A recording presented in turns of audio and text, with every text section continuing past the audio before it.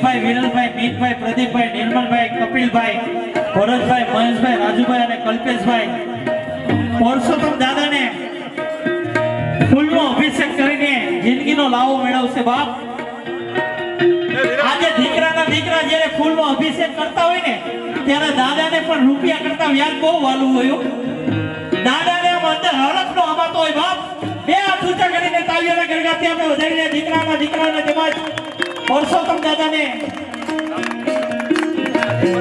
તેમજ કાંતાબાને ફૂલનો અભિષેક કરશે સોનલબેન, પ્રિયંકાબેન, અરુણાબેન, સંગીતાબેન અને વર્ષાબેન। કાંતાબાને ફૂલનો અભિષેક કરશે હો। મીઠા મધુર ને મીઠા મેં ભૂલા